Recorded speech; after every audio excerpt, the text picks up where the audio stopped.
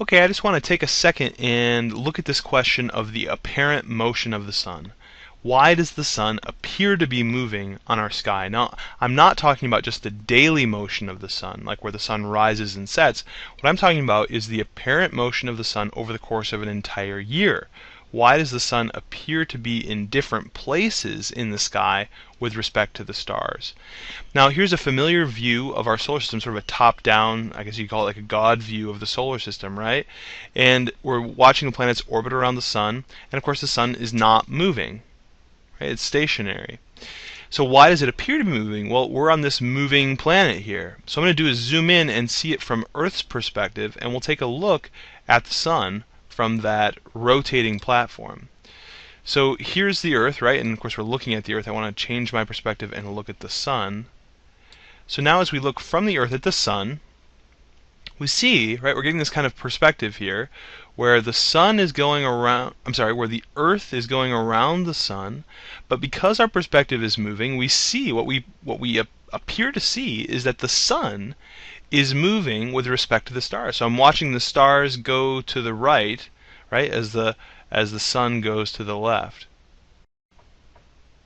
So the sun appears to be moving with respect to all these stars.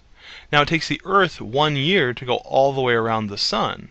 So from sort of start to finish of where we see the sun with the same stars in the background here, the same stars right next to the sun, it would be 1 year later that we would see the same stars back behind the sun.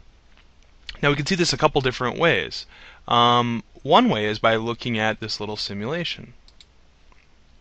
From this perspective here we have the Earth in the center, and we can kind of simulate here where the sun would be located for different times of the year.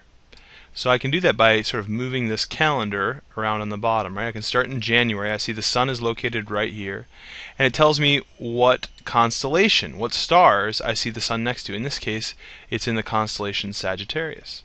A little while later, I see the sun in Capricorn, right? And I go a little further and I see it in Aquarius, Pisces, and you might recognize the names of these constellations, right? These are the constellations that make up the zodiac. And of course that's why the zodiac has significance, is that those are the constellations the sun passes through in its apparent motion throughout the year. This line on the sky, I mean, you're seeing a portion of the celestial sphere here, right? But you can imagine this whole celestial sphere going all the way around the Earth. This path that the sun follows we call the ecliptic, the path of the sun throughout the year. Another way to see this is with real astronomical data, right? We have telescopes that are continuously looking at the sun. One of them is a space telescope, and it's called SOHO. And it's taking continuous images of the sun, but of course the sun is so bright that we can't actually take pictures of the sun always. They're more interested, this particular spacecraft, among other things, is looking at the corona of the sun, the outer layers of the sun. So I want to show this to you, this little video, right, which is a series of images that are sort of played together. Now what you're seeing here, this little white circle in the center actually is where the sun is. It's being blocked out by what's called a coronagraph. It's basically just like a black disk that's blocking the sun so that we can see these outer layers. What I want you to pay attention to, though, are the stars. You'll see a lot of white specks in the background. This bright speck is actually a planet. But you'll see these bright specks in the background, and you're going to see all this stuff flying off the sun. We'll learn more about this stuff later, sort of coronal mass ejections that are going out. What I want you to pay attention to are the stars that you see in the background. So you're seeing lots of things happen. But one of the things you're noticing, I hope, is that the sun as a whole here in the middle is moving again to the left with respect to all these stars. In fact, you can even see a little cluster of stars drifting by. So this is a very real apparent motion we see in the sky. When you hear the word apparent, you shouldn't think like fake, right?